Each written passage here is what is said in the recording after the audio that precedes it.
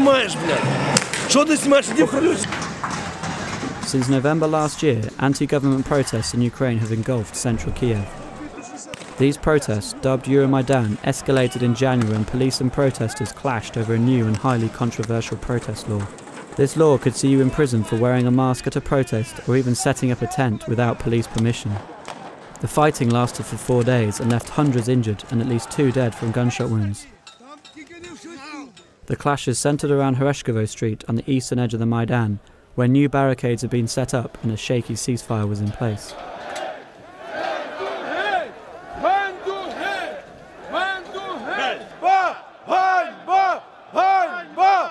So we're down at the barricades. The ceasefire passed an hour and a half ago, and so far everything's still peaceful. But now, if you want to go through to the front barricades, you have to put your helmet on. This is the very front line. There's 2 sets of barricades here. Everyone's got makeshift weapon, shield, armour. Guys have got like bits of polystyrene strapped to their shins, bits of plastic on their arms, ready to defend themselves from the police. The protesters have built themselves a catapult at the feet of the guys. There's probably at least 50 petrol bombs. Since Sunday, at least 2 people have been confirmed killed, who shot dead. And the protesters here shining torches up into the buildings on the police sides, looking for any cops that might want to shoot any protesters. In the early days of the protests, the opposition parties were influential on the streets. But now, after weeks of stagnation, protesters were getting tired of the continuing political stalemate.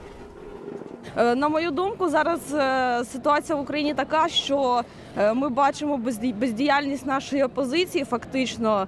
Лише на словах вони готові зі сцени закликати всіх до бою, до якихось дій. А по факту, де Кличко? Я не бачу тут ні Кличка, ні Яценюка, ні Тягнебока, 3 лідерів опозиції України. So, Vitaly Klitschko, the leader of Udar party, one of the more popular opposition parties, has finally come down to the barricades after his talk with Yanukovych. I mean, everyone here was expecting him not to turn up, but now he's here and everyone's kind of pissed off at him. Everyone's shouting revolution. They're sort of interrupting everything he says. I get the feeling that people are just kind of pissed off with all these negotiations. They're calling for revolution here and they're not getting it. After trying to negotiate an extension of the ceasefire and constantly being shouted down, Klitschko finally gave up trying to talk with the protesters and retreated from the barricades. Якби все дійсно робилося, можна було мирно все це зробити. Вони 2 місяці просто ходили нам казки розказували. Тільки перший тиждень були дії, коли блокувався Кабмін. І це насправді, з одного боку, це дуже романтична боротьба, але з іншого боку, ми розуміємо, що потрібно стояти до кінця, тому що далі вже нема куди відступати, і саме тому я тут.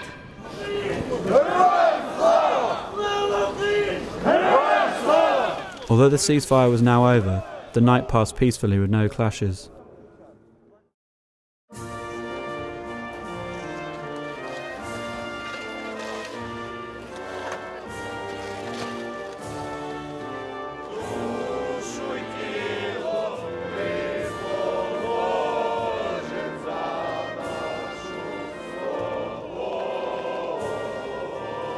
You are brave to be here.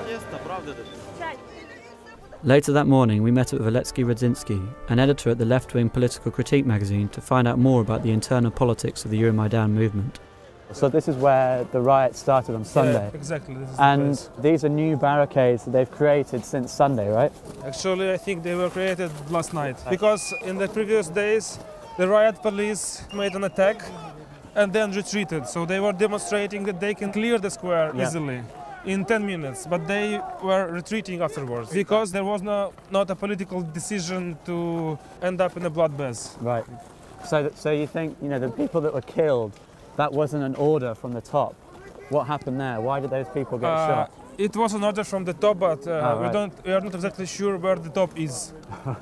At the end of the hierarchy now is in Kremlin, not in presidential administration. There's not really much talk about sort of the political makeup of these protests. Yeah. Would you say there's any lean towards left or right here in Maidan? Yeah, for sure. But this, what we see now, I wouldn't really call this a protest anymore. This is an uprising, and this is people's uprising. It is kind of post-political. No political ideology is in control of this. For sure, the far right was extremely visible from the very start of Euromaidan, but after the violence started on the side of the government, lots of people who would never accept their presence even here came here anyway, because a much bigger problem is the violence of the government, and that's how also the neo-Nazi ideology becomes more acceptable, unfortunately. So yesterday was a very important day because a number of regional administrations in Ukraine were occupied by protesters. Yeah. Some in the east are also occupied. In places like Sumy, which is the closest to Russia, Right. there were also riots yesterday, Wow, and, okay. and the regional administration was nearly occupied, from what I know. There's been talk of the army possibly stepping in to put a halt to the violence. I mean, do you think that's even really a realistic option? Do you think that will happen? For sure it's a realistic option, but it actually would be a conscious political decision to risk or start a civil war. Мы народ Украины, мы за мир. Командиры, выводите ребят. И конфликта не будет. Выходите сюда. Хлопцы, мы за вас, мы не за них, мы за вас, понимаете? As the evening set in, we met up with Euromaidan, the mobile arm of the Euromaidan protests, whose leader, Dmitry Bulatov, at the time was missing. The Euromaidan volunteers patrolled the Maidan and the surrounding areas looking for hired government thugs known as Tatushki, and camp out at hospitals protecting wounded activists from police brutality.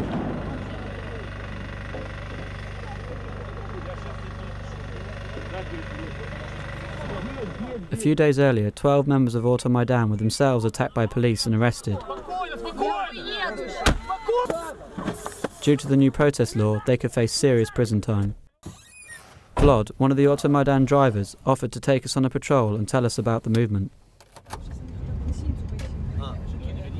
Активистов, которые были ранены, которые попали в руки правоохранителей, везут к себе в отдел, дальше их избивают, пытают, нарушают их, максимально нарушают их права. И всячески будем этому противодействовать, как можем.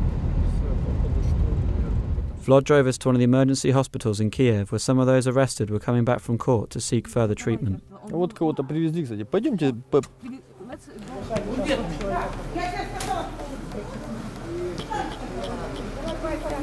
Я думаю, выводить будет с той стороны, поэтому снимайте стой.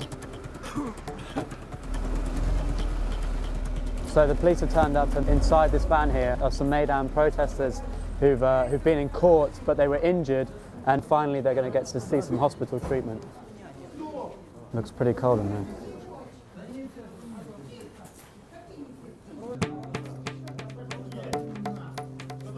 Supported by undercover officers, the police frog-marched the protesters quickly through the secure wing of the hospital. We followed behind in an attempt to find out what was going on. So each protester seems to have about 4 cops escorting them inside to the hospital pretty quickly, pretty rough.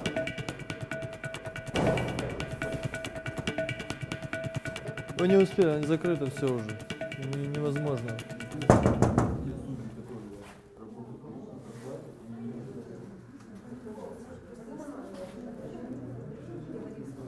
Doesn't look like they want to play. So the police took all the injured protesters in here, and this is the sort of police wing of the hospital, and they don't let any of these Maidan protesters in, so who knows what's going on there. With the fate of the protesters uncertain and Kiev abuzz with numerous reports of activists being abducted, we headed to meet Euromaidan SOS, a group of volunteers dedicated to tracking down the disappeared. So we have started this initiative on the 30th of November, the first day when on the Maidan Square students were beaten. And we went to help with the legal aid, but unfortunately, or fortunately, we started to do almost everything. So your purpose is to help any Euromaidan activists who might be in any legal trouble, or if they've been injured, or if they go missing? Yes, we have here more than 200 volunteers, and each day 20 guys coming here to work. This guy with this girl, they were calling missing persons. With the green lines, they are they're at home or they just answered the call. Okay. And they're still missing. And that's currently 30 people. Yes. And different stories about hospitals there as well. The civil activists who are there 24 hours, and they just can call us. And for example, they said this person who was beaten, some policemen came and they want to take them out. Please help us. And in some cases, thanks to doctors, they're trying to hide people. Oh, really? Has there been any cases where you've actually found the missing person, but they've ended up dead? Yes, he was kidnapped, beaten, and then he was found in the forest near Kyiv, and he was dead because of the cold. Do people know who took him? I think we see the great cooperation among police and criminals. Yes. It's quite contradictory. Yes, well, it's a history shows and history repeating. Yeah. We'd heard that the clashes had started again, so we headed back to the barricades. Okay, so we're back at Horeshkovo, where clashes started a few hours ago. So we're going to head to the front barricades and see what's going on. There's thousands more people down here now. From here you can see they set fire to what looks like a lot of tyres. There's the smoke smothering the air right now.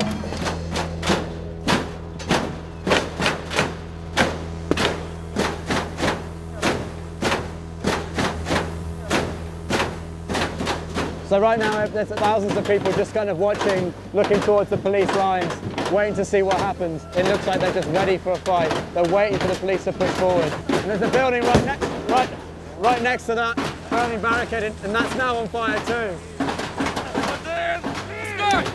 It's called Louvre. There's a man behind me, half naked, wielding a chainsaw. The police are firing rubber bullets in this direction, so we're having to move. Guys, why are you down here? It's actually very simple. We are fighting for our freedom, that's all. So what started the fight here tonight? Berkut, we didn't start any provocation. We were peaceful. And someone from their side shoot here. And then the fight started. Yeah, we don't care about the position. It's a political issue. All these people here, this is the future of this country. Okay, this is the very front line of the barricades on Horeshkovo Street. The protesters are shooting fireworks now towards the police. It's like a post-apocalyptic nightmare down here. It's insane.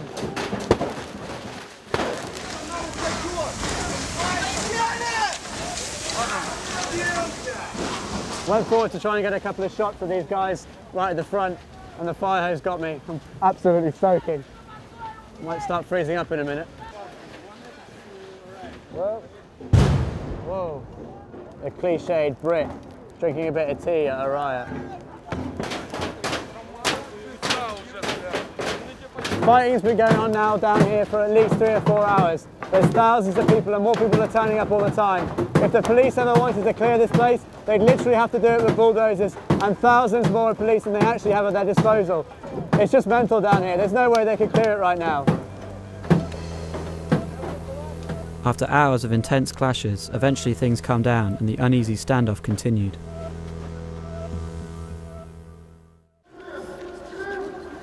We'd been wondering about how well equipped and organised everyone was, so we decided to take a look at the various methods the protesters used to combat government forces. The guys here, they brought along their own paintball guns. We've got some target practice on the wall at the back there. They're pretty good, they're getting in the middle a lot. This is for pay inside and pay on the mask, officer and clothes. So you don't see nothing. So you guys, you shoot them in the face and they can't see anything? Yes. Just one and two.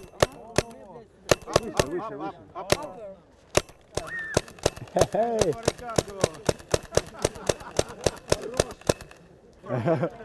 I got some shots in the middle. I can't say they'll get me into their ranks anytime soon, but they're okay.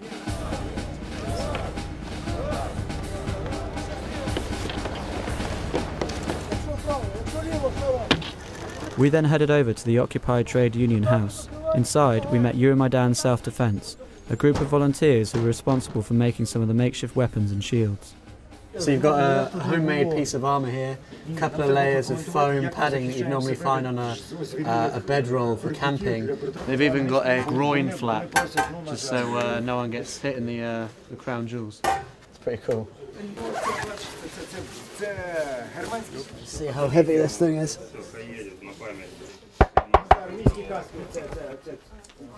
And my own helmet, wow.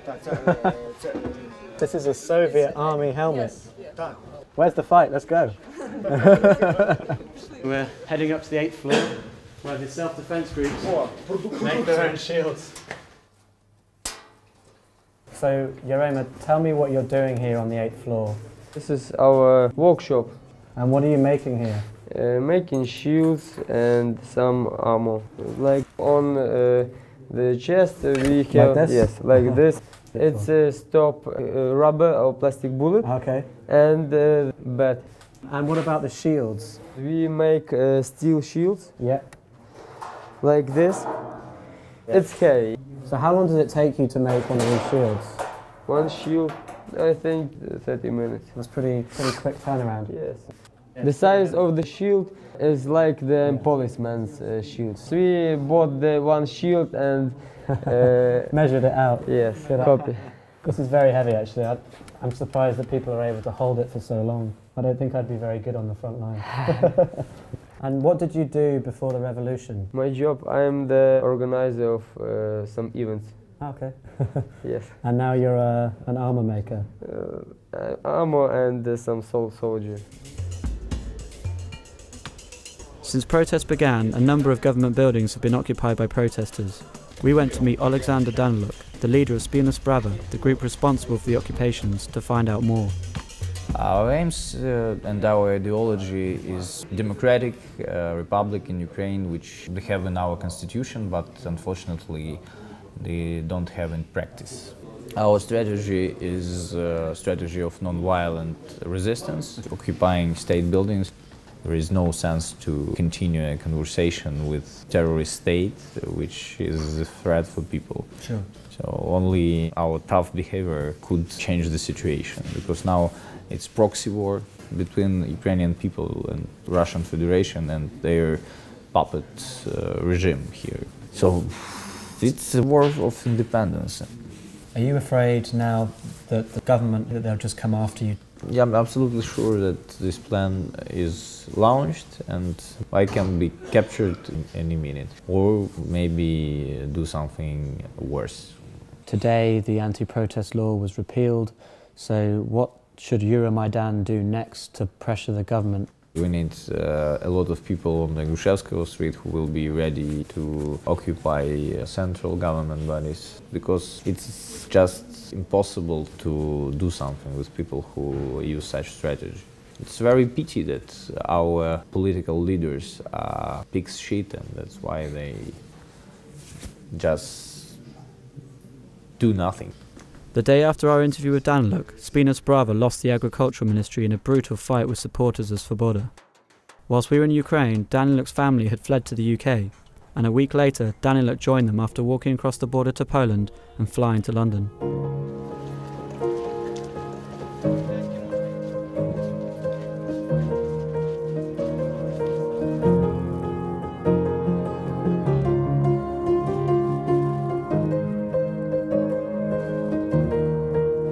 Меня зовут Ермилов, мне 25 лет.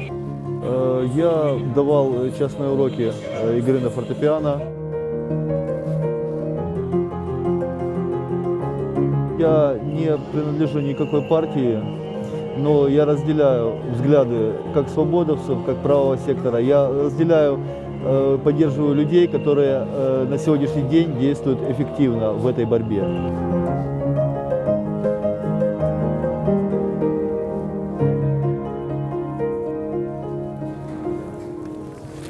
Я с первого дня находился на Грушевского, и на первых порах я не вел активных действий, выносил, то есть, раненых. На вторую ночь я получил ранение, я получил травму, два ребра мне сломали. What made you change from helping the injured to fighting the cops? Убили моего друга. его звали Сергей Негоян, 4 пули, 2 в голову, 1 в горло и 1 в грудь. То есть он поступил уже мертвый в медпункт, его не спасти шансов не было. И после этого момента у меня как будто что-то внутри произошло, я просто перестал бояться вообще. Irving was one of the many activists we met aligning themselves to the right-wing groups. To find out more about the intentions of these groups, we met with Andrei Tarasenko, a leading representative of the right sector, one of the more militant groups fighting on the front lines. Правий сектор – це об'єднання різних всеукраїнських організацій, груп людей різноманітних і просто людей доброї волі. Правий сектор створився в перші ж дні Майдану, щоб заявити свою націоналістичну позицію. Нам не стільки цікаво підписання асоціації чи не підписання асоціації з ЄС, скільки скинення цього бандитського режиму шляхом національної революції. What are the right sector's physical roles on the barricades? Займаємося захистом людей від звірілого беркуту. Ми кругом захищаємо людей. Де є люди, там є ми. Якщо нас називати екстремістами, тоді треба весь народ називати екстремістами. Можна подивитися на фотографію, на якій стоїть декілька десятків тисяч людей. Всі екстремісти. Do you see there being a peaceful negotiation here in Maidan? Іде війна. Нас стріляють, нас вбивають, нас катують, викрадають, саджають масово, гвалтують. Не може бути мирного розрішення. Єдиний варіант мирно це все закінчити, це якщо Янукович подасть відставку. What will the right sector do if the government declares a state of emergency? Якщо цей режим розпочне реальний терор по всій Україні проти власного народу, тоді почнеться партизанська війна. Друзі, вхід з правої сторони, будь ласка.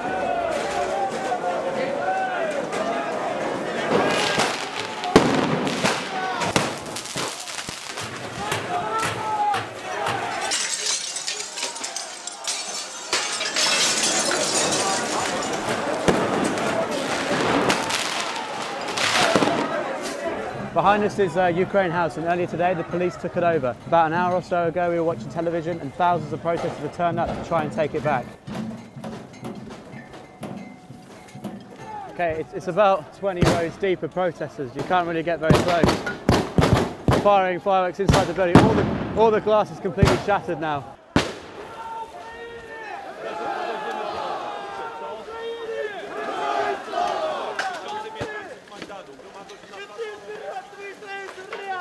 The police are using a fire hose to spread the protesters. I mean, again, it's really, really cold, so it's just going to freeze.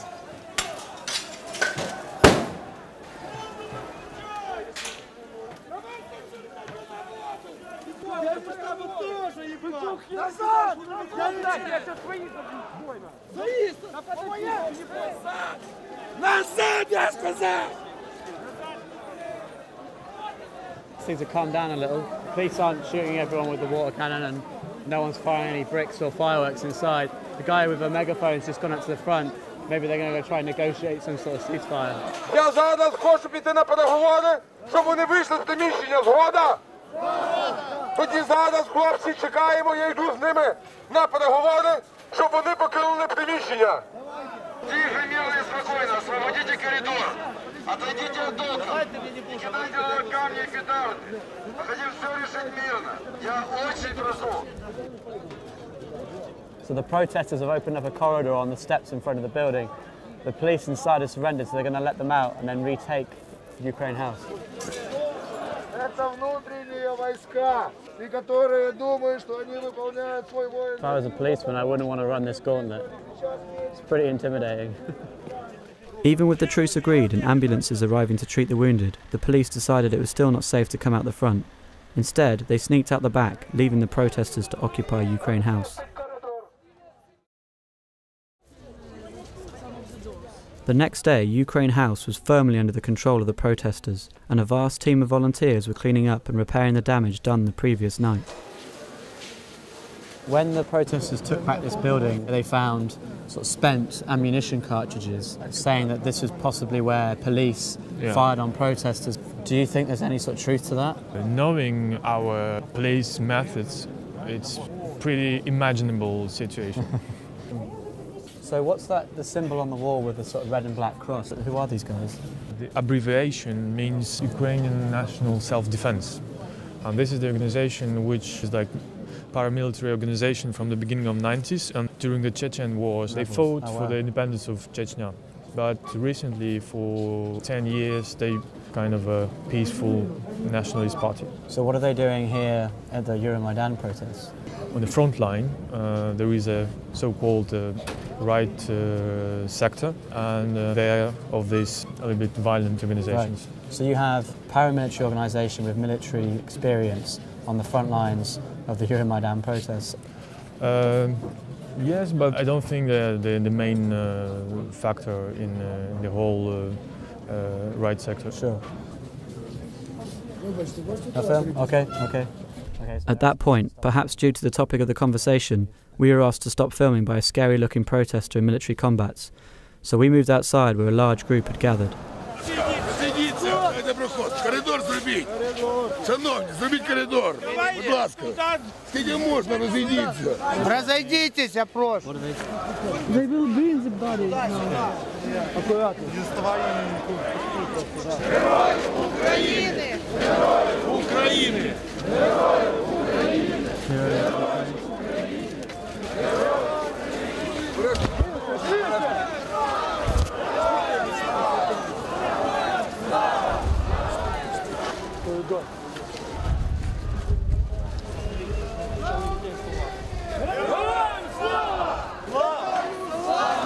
Беріть камеру, будь ласка.